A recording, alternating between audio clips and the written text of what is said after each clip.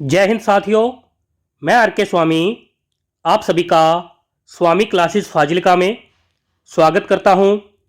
साथियों, आज की जो क्लास है मिश्रित प्रश्नमाला सीरीज की 10वीं क्लास रहेगी और आज की इस क्लास में हम हिंदी साहित्य और व्याकरण से संबंधित बहुत ही महत्वपूर्ण प्रश्नों का अध्ययन करेंगे जो कि अक्सर परीक्षा में पूछे ही जाते हैं।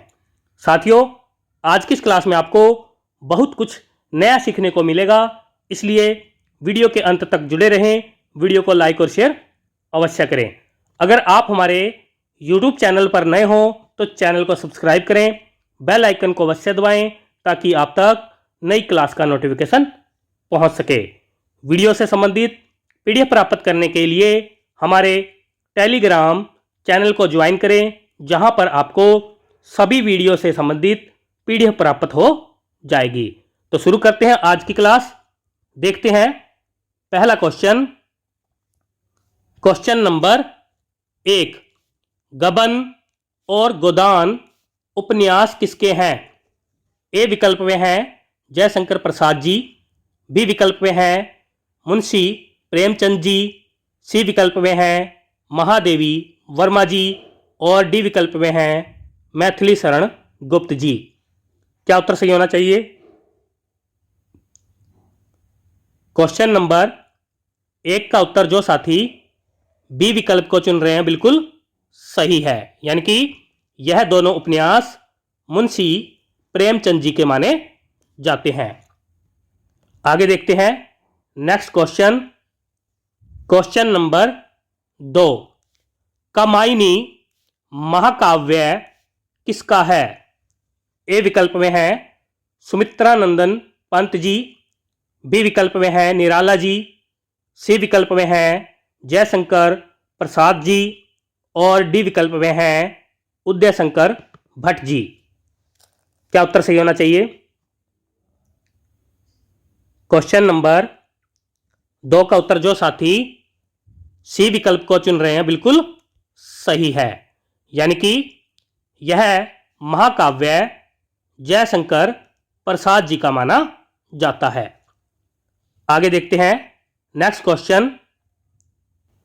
क्वेश्चन नंबर 3, महादेवी वर्मा जी को सन 1982 ईस्वी में ज्ञानपीठ पुरस्कार किस रचना के लिए मिला था?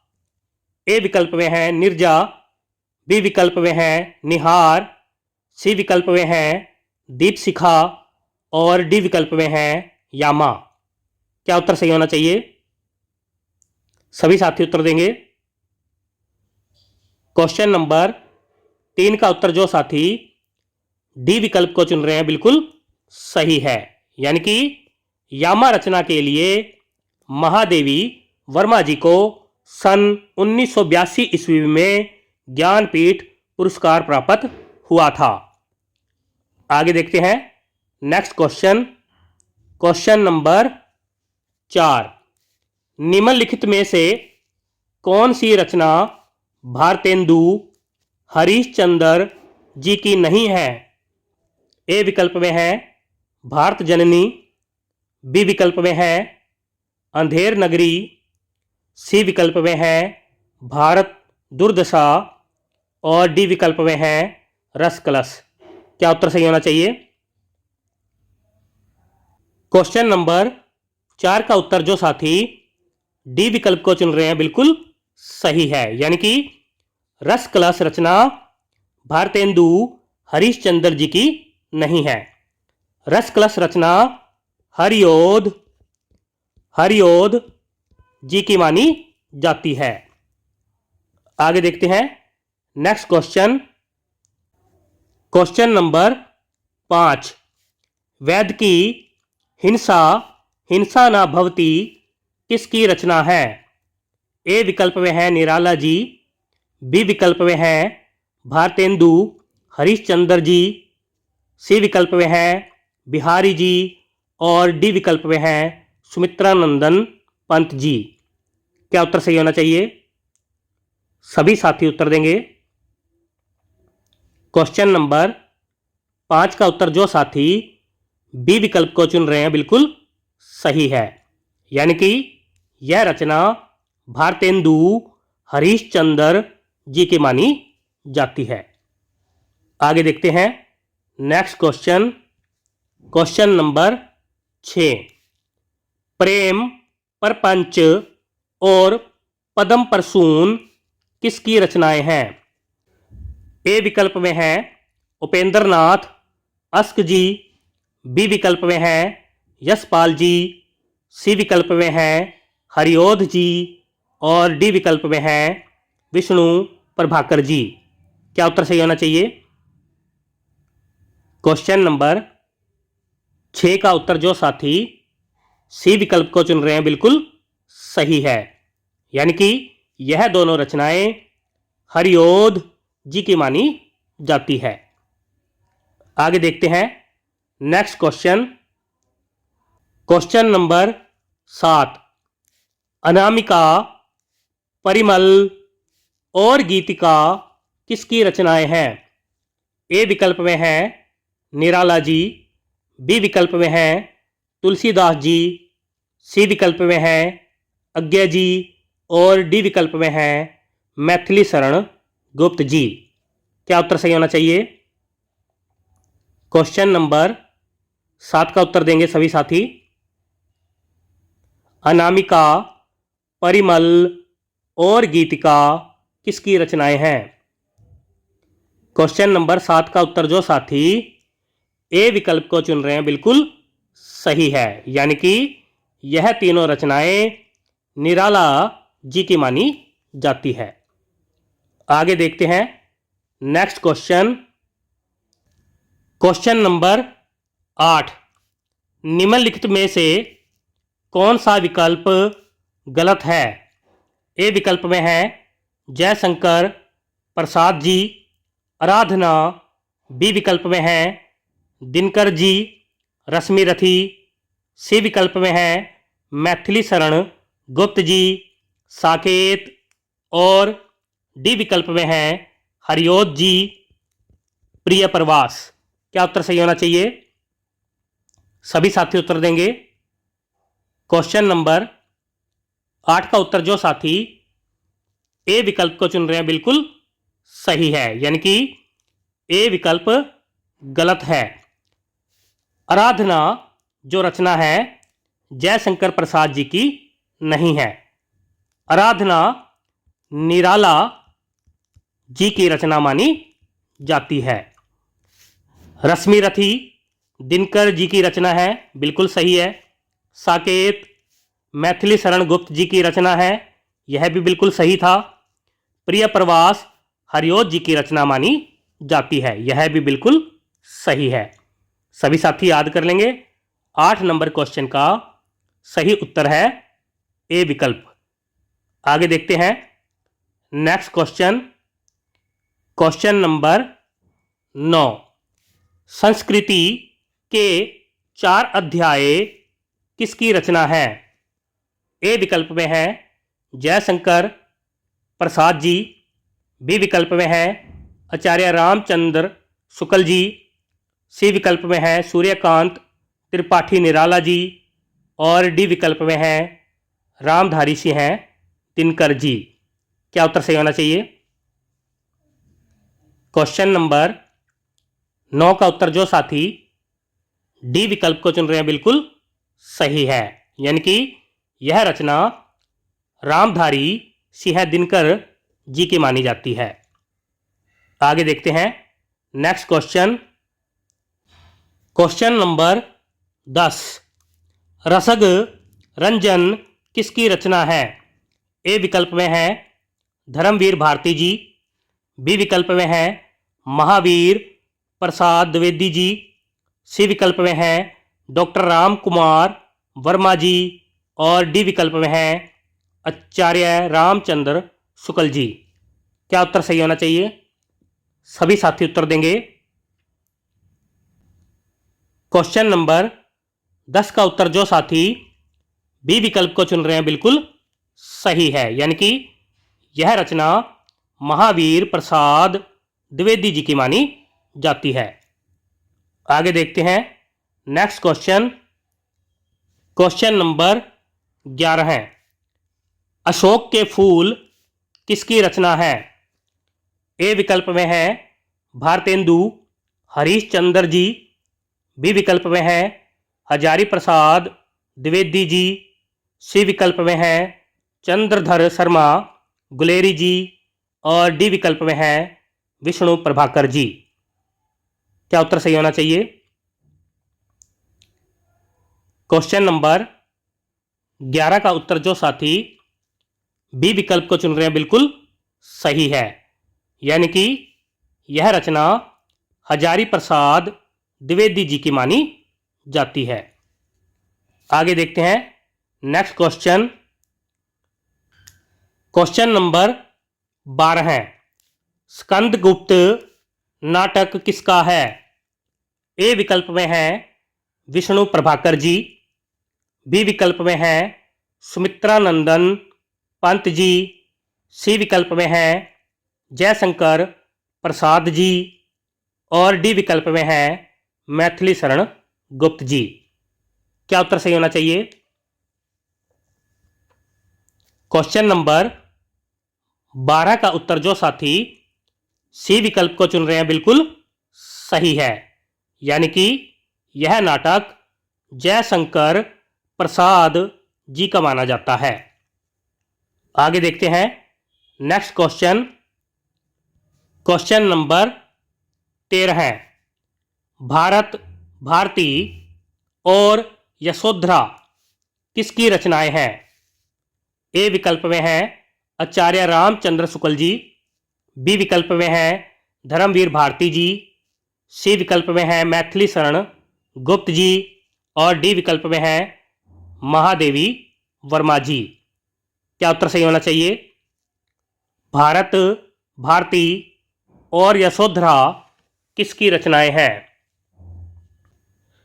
क्वेश्चन नंबर 13 का उत्तर जो साथी सी विकल्प को चुन रहे हैं बिल्कुल सही है, यानी कि यह दोनों रचनाएं मैथिली शरण गुप्त जी की मानी जाती है। आगे देखते हैं नेक्स्ट क्वेश्चन, क्वेश्चन नंबर 14।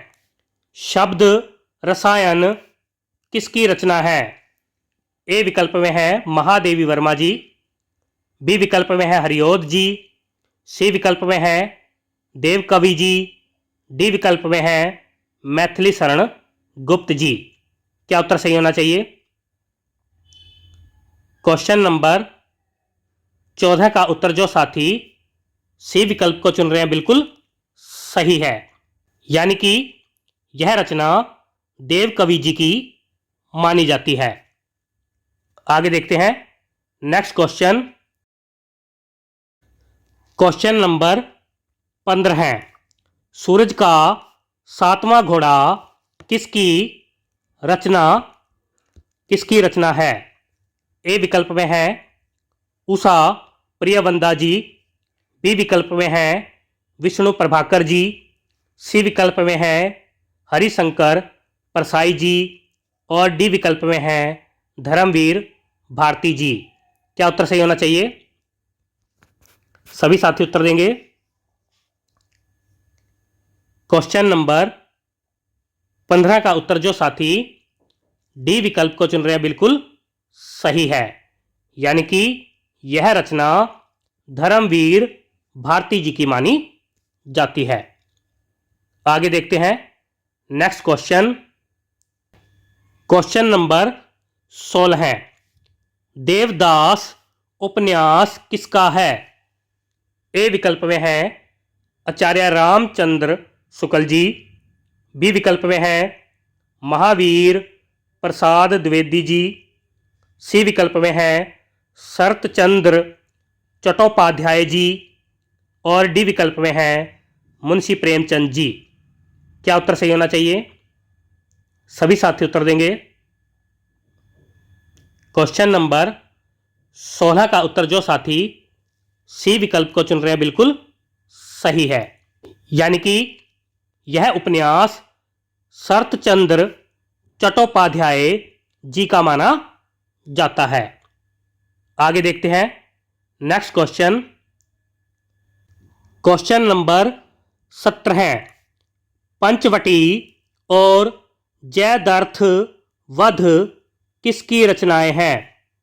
ए विकल्प में है जयशंकर प्रसाद जी, बी विकल्प में है सुमित्रानंदन पंत जी, सी विकल्प में है निराला जी और डी विकल्प में है मैथिली शरण गुप्त जी।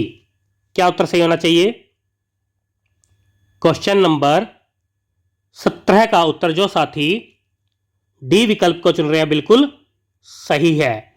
यह दोनों रचनाएं मैथिली शरण गुप्त जी की मानी जाती है। आगे देखते हैं नेक्स्ट क्वेश्चन, क्वेश्चन नंबर 18 है। अतीत के चलचित्र किसकी रचना है?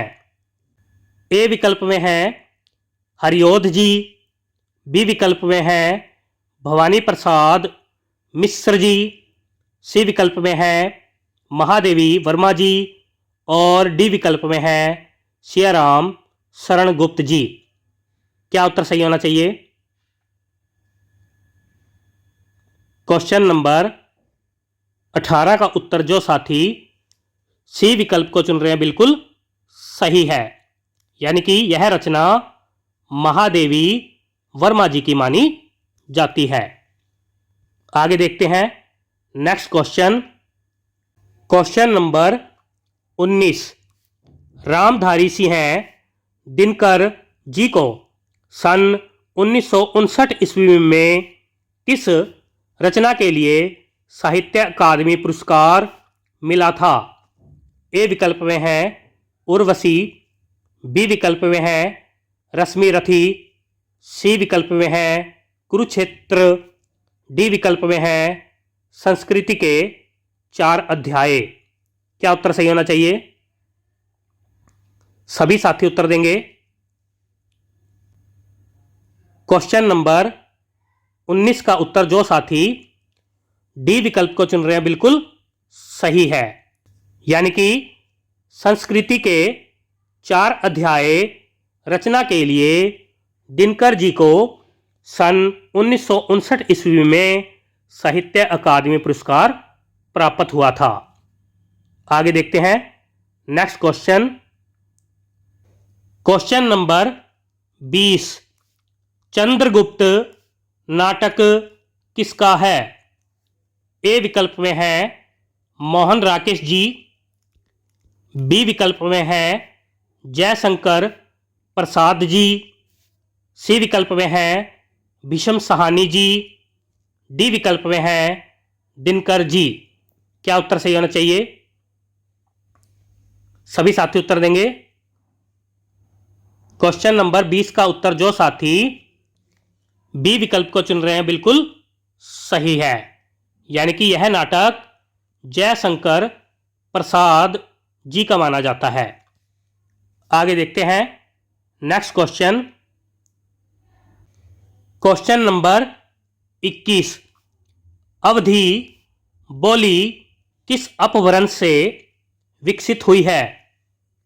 ए विकल्प में है सौरसैनी, बी विकल्प में है मागधी, सी विकल्प में है अर्धमागधी और डी विकल्प में है ब्राह्मण।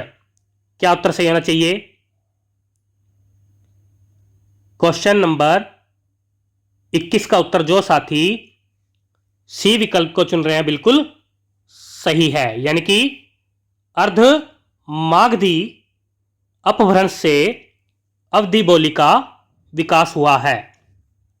आगे देखते हैं नेक्स्ट क्वेश्चन, क्वेश्चन नंबर 22।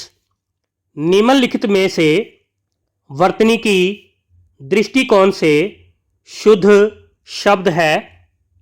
ए विकल्प में है अधिकार, बी विकल्प में है अनुसरण, सी विकल्प में है अगामी और डी विकल्प में है प्रदर्शिनी। क्या उत्तर सही होना चाहिए? सभी साथी उत्तर देंगे। क्वेश्चन नंबर 22 का उत्तर जो साथी बी विकल्प को चुन रहे हैं, बिल्कुल सही है। यानी कि अनुसरण शब्द वर्तनी की दृष्टि से शुद्ध है।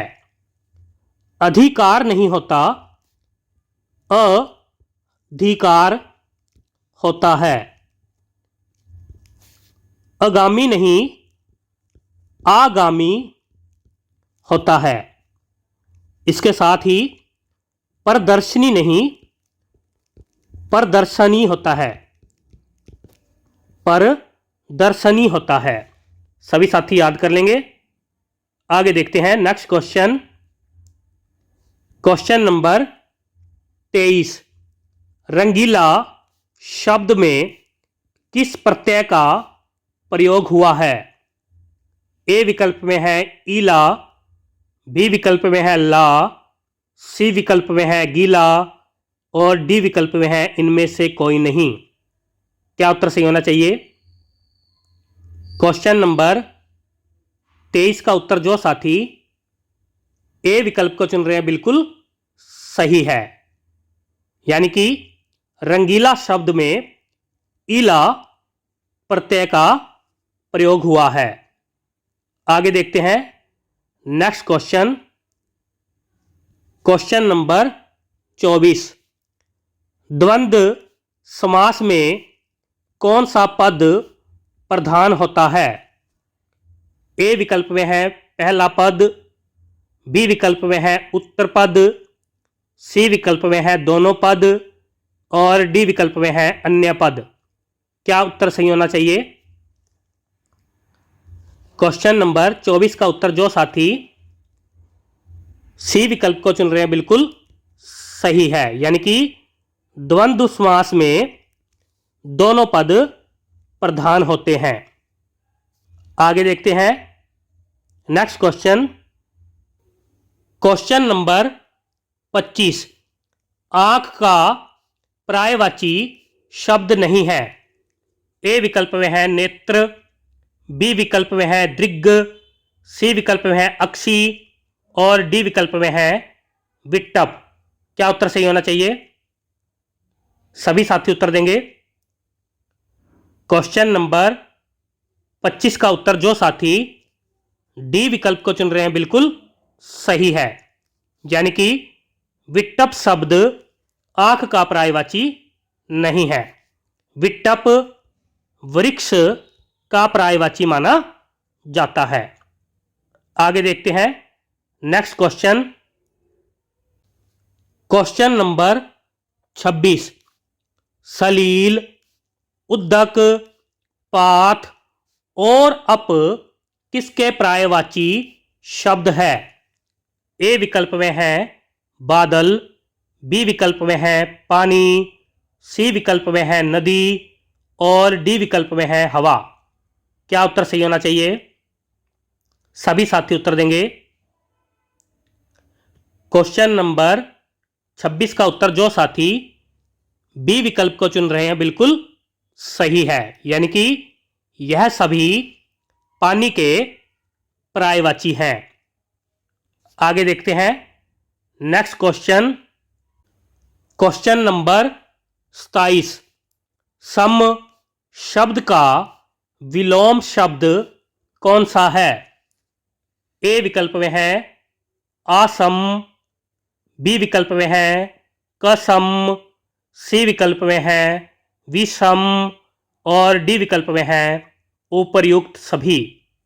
क्या उत्तर सही होना चाहिए? क्वेश्चन नंबर 27 का उत्तर जो साथी सी विकल्प को चुन रहे हैं, बिल्कुल सही है। यानी कि सम शब्द का विलोम शब्द विषम होता है। आगे देखते हैं नेक्स्ट क्वेश्चन। Question number 28। अकाल शब्द का विलोम शब्द कौन सा है? ए विकल्प में है भूतकाल, बी विकल्प में है सुकाल, सी विकल्प में है दीर्घकाल और डी विकल्प में है उपर्युक्त सभी। क्या उत्तर सही होना चाहिए? क्वेश्चन नंबर 28 का उत्तर जो साथी बी विकल्प को चुन रहे हैं बिल्कुल सही है, यानी कि अकाल शब्द का विलोम शब्द सुकाल होता है। आगे देखते हैं नेक्स्ट क्वेश्चन। क्वेश्चन नंबर 29, रात में विचरण करने वाले प्राणी के लिए उचित एक शब्द है। ए विकल्प में है नभचर, बी विकल्प में है वनचर, सी विकल्प में है निशाकर और डी विकल्प में है निशाचर। क्या उत्तर सही होना चाहिए? सभी साथी उत्तर देंगे। क्वेश्चन नंबर 29 का उत्तर जो साथी डी विकल्प को चुन रहे हैं बिल्कुल सही है, यानी कि रात में विचरण करने वाले प्राणी को निशाचर कहा जाता है। सभी साथी याद कर लेंगे। आगे देखते हैं नेक्स्ट क्वेश्चन। क्वेश्चन नंबर 30, निम्नलिखित में से कौन सा विकल्प गलत है? ए विकल्प में नजर पर चढ़ना मुहावरे का अर्थ दिया है एक बार में पसंद आना। बी विकल्प में उड़ती चिड़ियों के पंख गिनना मुहावरे का अर्थ दिया है अनुभव होना। सी विकल्प में अंगूठे पर मारना मुहावरे का अर्थ दिया है परवाह न करना। और डी विकल्प में कान काटना मुहावरे का अर्थ दिया है कनकटा होना। क्या उत्तर सही होना चाहिए? सभी साथी उत्तर देंगे। क्वेश्चन नंबर 30 का उत्तर जो साथी डी विकल्प को चुन रहे हैं बिल्कुल सही है, यानी कि कान काटना मुहावरे का अर्थ कनकटा होना नहीं होता है। कान काटना मुहावरे का सही अर्थ है चतुर होना। सभी साथी याद कर लेंगे। प्यारे साथियों, ये थे आज के बेहतरीन 30 क्वेश्चन जो कि अक्सर परीक्षा में पूछे ही जाते हैं। आशा करता हूं कि आज की इस क्लास में आपको बहुत कुछ नया सीखने को मिला होगा। इसी प्रकार से निरंतर अध्ययन करने के लिए चैनल को सब्सक्राइब करें, बेल आइकन को अवश्य दबाएं ताकि आप तक नई क्लास का नोटिफिकेशन पहुंच सके। वीडियो को लाइक और शेयर अवश्य करें। अगर आपने अभी तक हमारी पहली वाली क्लासें नहीं देखी है तो आप प्ले लिस्ट में जाकर उन क्लासों को अवश्य देखें और हिंदी की बेहतर तैयारी करें। तो मिलते हैं अगली क्लास में, तब तक के लिए जय हिंद।